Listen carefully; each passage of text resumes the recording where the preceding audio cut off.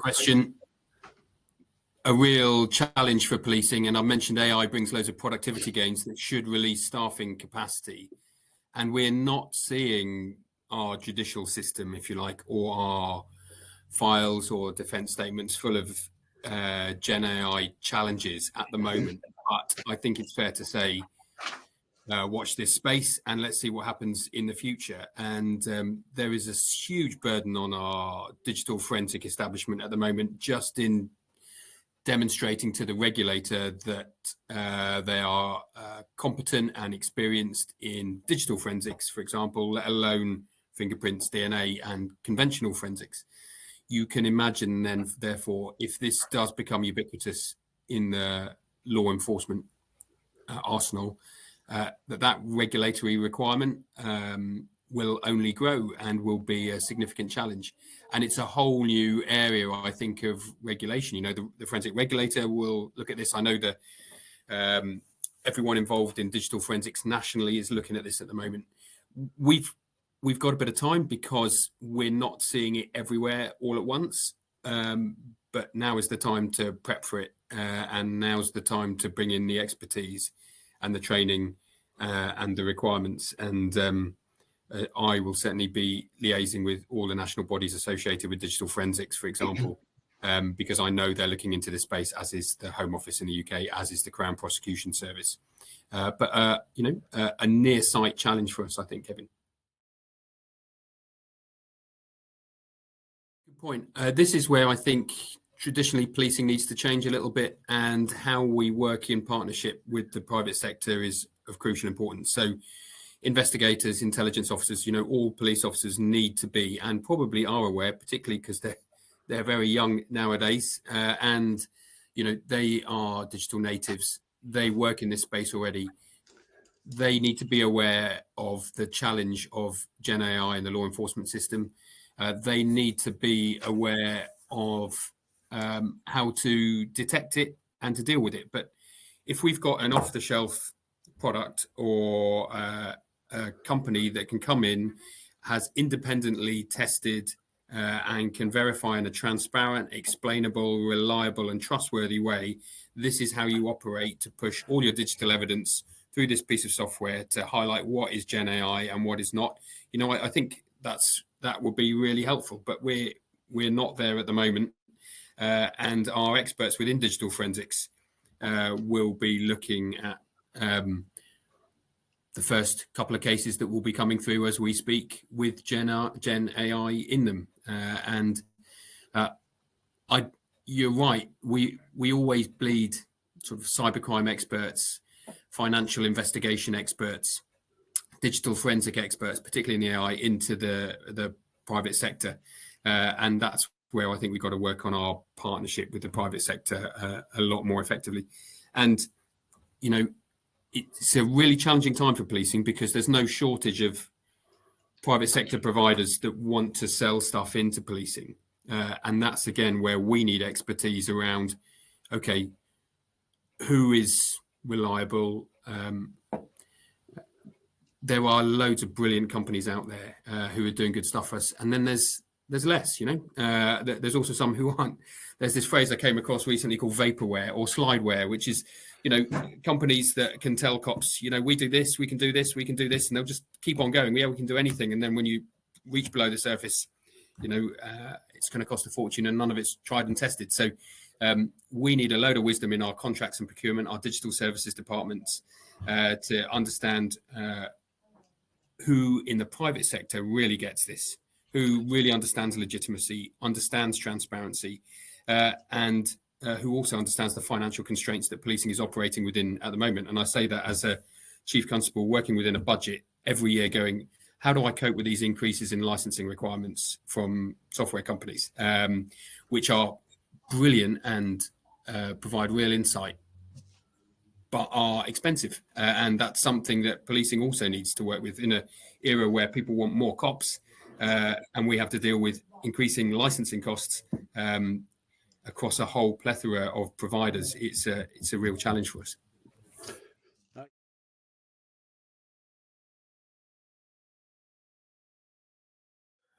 it poses some really difficult ethical issues for us. And I think the person who's asking the question might be referring to digital strip search. And this is where someone has tragically been subject to a serious sexual offence, say, for example, rape, and because consent is always often a point of argument in court, you have to rebut any issues associated with defence. And social media now, ubiquitous, of course, and it's on our phones. So the first thing you do when a victim comes forward, unfortunately, is either have to take an image or copy the phone and give them a replacement phone. The point the questioner is making is, do we have to do that? Can we trust the victim to provide the social media accounts that talk about consent or otherwise? And what I do know is that the Home Office, and I've spoken to many colleagues in the Home Office, are on this in every department in a very strong way. I still think when we talk about evidence before a court of law, and, you know, we've got a defence solicitor online now, they will be doing everything they can to ensure their client gets a fair trial, and they will have a number of lines of attack. And if you haven't been rigorous in establishing that you've done everything you can to undermine the defence arguments or support the prosecution case, then there will be a weakness in the trial, which would be exploited. So it's that balance between wanting to support the victim, but also wanting to ensure the victim gets the best chance at justice, which means being incredibly robust in extracting digital evidence and then demonstrating that it's genuine or otherwise. And that is a real challenge for us. And it's a real challenge for victims as well as they enter the judicial system. You know, back in the old days, you didn't have this issue. Now everyone lives by their digital devices, and immediately imaging or copying and then deciding whether it's genuine or not is hugely intrusive and needs to be worked through.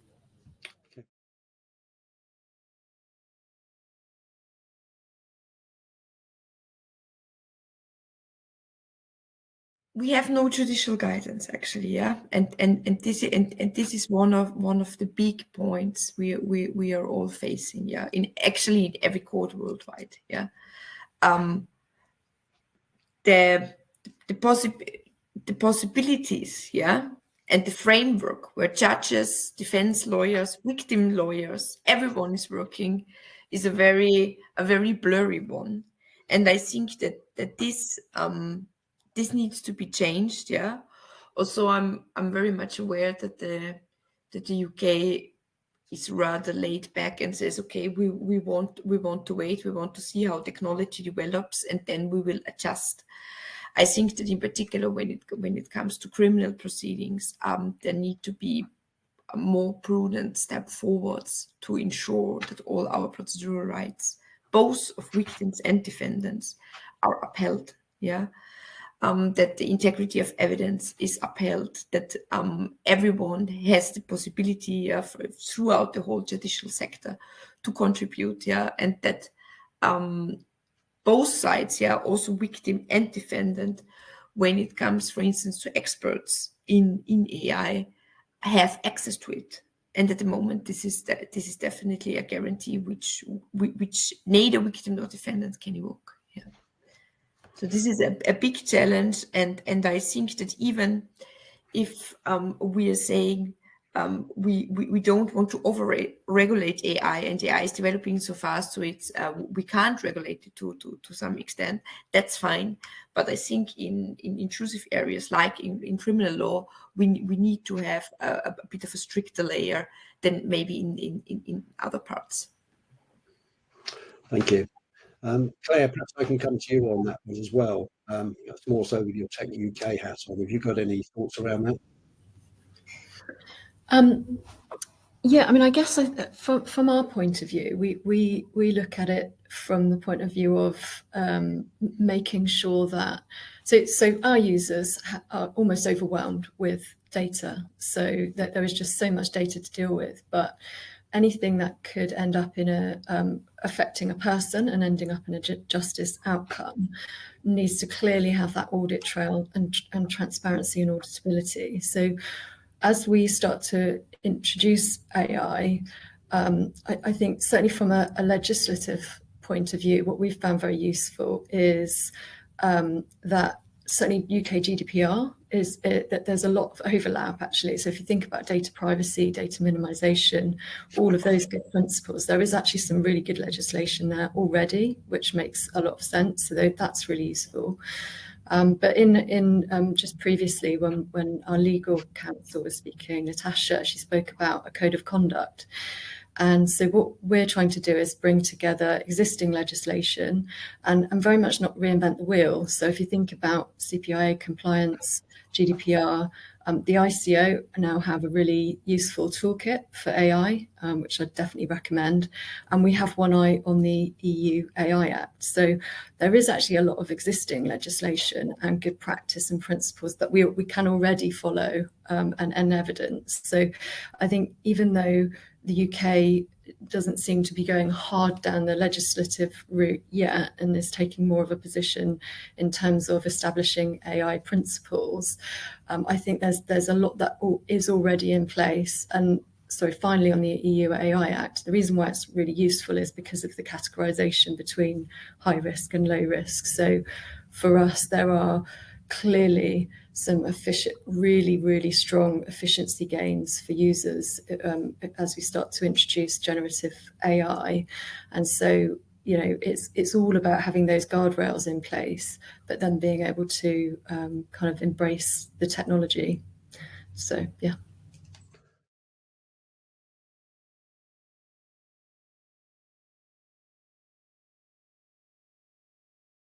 Thanks, Kevin. Really good question. How do we learn? How do we share best practice, both with private sector, with industry, amongst police forces, with the judiciary, with the government, Home Office, MOJ?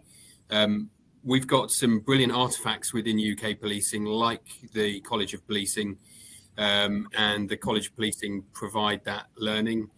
We've got NPCC coordination committees on data analytics or AI, which I'm just pulling together as we speak, and the National Police Chiefs Council.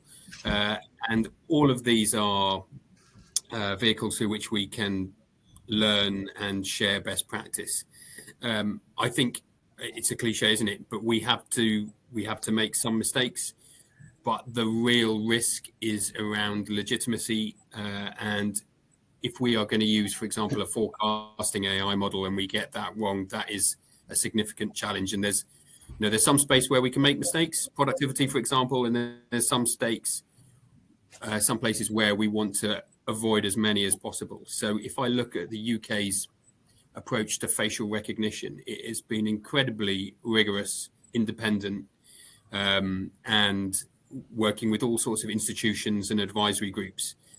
Very cautious, in fact, but is now in a space where you think, okay, with all of that background, we can, with integrity, embrace this technology, take the public with us, and, for example, create zones where in a city centre where you'd say, look, this is a violence against women and girls free zone because we've got facial recognition here that has been tried, tested, independently evaluated, that shows that it will spot convicted sex offenders, for example, in this area.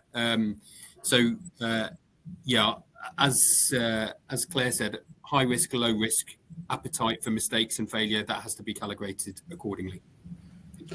Matt, if I can perhaps come to you with your previous hat on as well, you would have seen this more on an international level as well. Have you got thoughts about this? Yeah, I mean, absolutely. And there's some other great forums out there, aren't there? Some multilateral forums with Europol, with the Five Eyes relationships. I think there's some great opportunities at the national level as well to kind of explore some of those. And I'm sure that will complement as well and be part of what Alex will no doubt be developing. I was just going to add as well that I think just coming back to that very key bit around evidential integrity and the justice system and how this plays into law enforcement operations, and I think it's a point that we have made today, but I wanted to just play it out again. You know, the idea that there's different ways of implementing these technologies, and the way that we are considering it within Clue, and we want to explore this with partners and with the community. But I think we're very much thinking about augmentation of what intelligence officers and investigators do, giving them options and insights. Not seeking to necessarily jump straight to a conclusion and basing that on provenance, on grounding data.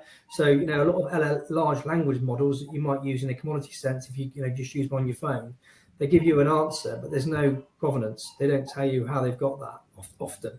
Now, we believe, and we talked about it in our presentation, that being able to go back to grounding data, actual operational data, and give provenance and transparency as to why an AI is potentially making an insight or giving some options, we think is really important, and we think that will help with confidence and trust that this is not decision making by machines, but this is about augmenting what the human operator can do. But that's part of the discussion that we need to have with policing, wider law enforcement and government about as we go forward with this.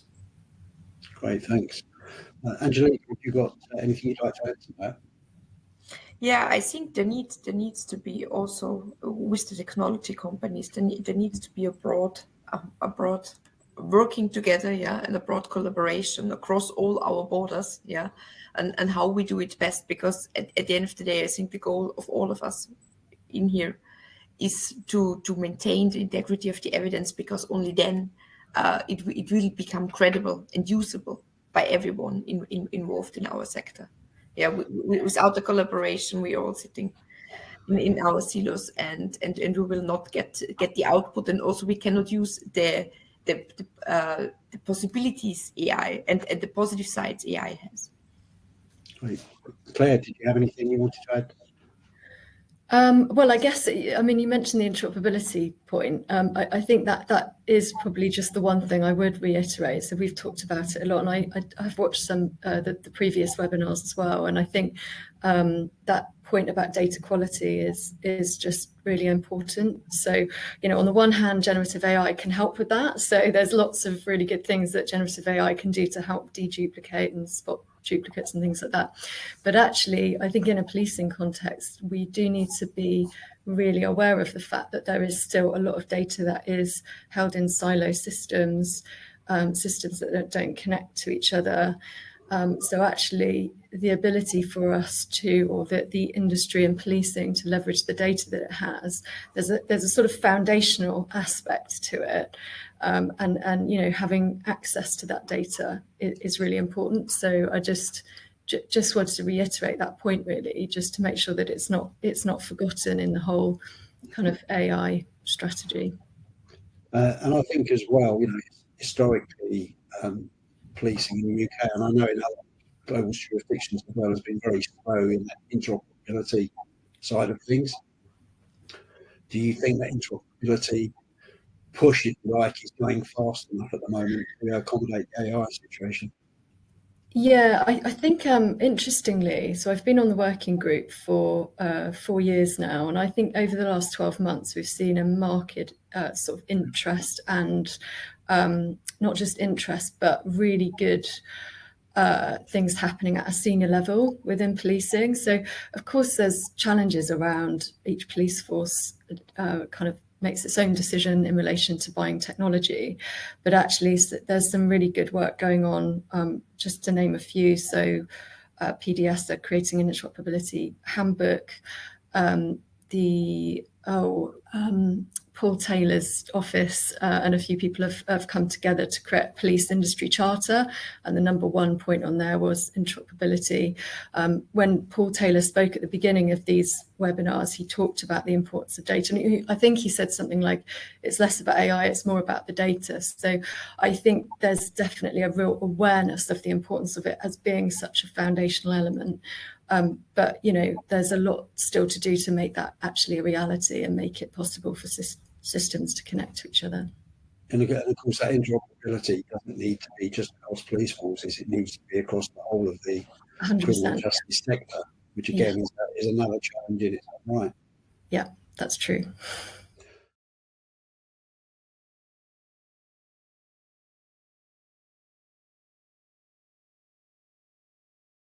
Was around, we know we want to use these capabilities in an ethical and responsible way, but what about those that might not? And I think the key thing there is the question then, I think, for the sector, and is actually that due diligence, that if your suppliers have not got a responsible AI strategy and a protocol or a set of guardrails that is transparent and shareable, and also, you know, is reads across to the policing covenant and to all of the College of Policing and other advice, then you should, I think my advice was, you should be asking. You know, the first thing we've thought about, the technology, we're technologists, we're brilliant at that.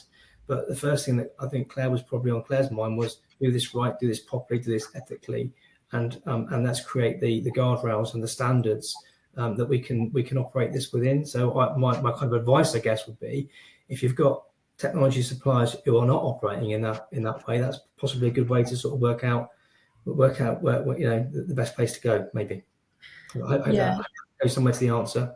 Claire? So, yeah, I understand then. So, yeah, just a couple of points. I think, again, Paul Taylor in the opening that talked about, towards the end, he talked about developing a framework. And the way he described it sounded very similar to what we've done in terms of our code of conduct. So I think that framework will be really, really important for policing. But I think, Alex, you also talked about the fact that in what you said, you know, policing really needs to understand how the technology is working. So I think there's a two-way thing. You know, we need to be really transparent about the technology, but also policing from a procurement perspective really need to be an intelligent buyer as well. But I think that's very much a collaborative thing that we can work together on. Yeah, and here we have the challenge, because AI is changing. Policing is not used to engaging with startups, but in actual fact, they can offer some great offerings in this space. But then again, to what extent have they embraced the covenant for using AI in policing, the NPCC covenant? And that it is tricky for us. And I do sort of think on the sort of the stuff on data, I think is really important when we're looking at some of our high risk capabilities. But for some of the lower risk capabilities, I think sometimes it can be used to slow down how policing embraces AI. And so we've just got to be careful of that as well, because we are never going to get in the next decade to a space where everything is interoperable across an API with beautiful, clean data, all nicely categorized. And I think some people want that before they do anything. And if we wait for that, we will miss the bus. And so, you know, be experimental, be innovative in low risk areas, always involve humans. The more impactful, the greater the risk, the more risk averse we should be. So I just think it's just, we hear again and again, you know, bad data in, bad data out. And it's for that reason that everyone concentrates on data quality and nobody's doing anything either with advanced analytics or AI. And we've just got to be careful to balance that, I think.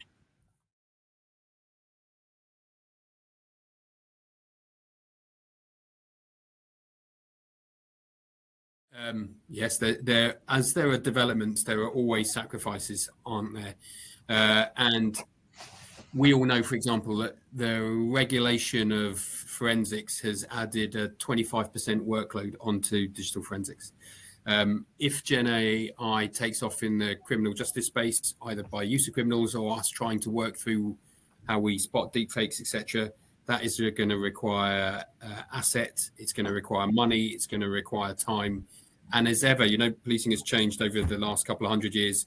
We will move into a space where there will have to be a compromise in one area for an investment in another. Hopefully, the productivity gains might equalize it, but it is a significant challenge. Okay. Well, I think as we're coming up to the end of this period, if I could sort of express my thanks to all of you for taking part. This is an issue which is going to develop in the next few years in particular, are going to be extremely interesting. I think, as everybody knows, these webinars were really used initially to get that debate going out onto that platform, and certainly something we will be pushing more and more over the coming months. So thank you all once again, and hope everybody enjoys the rest of the day. Thank you. Thank you.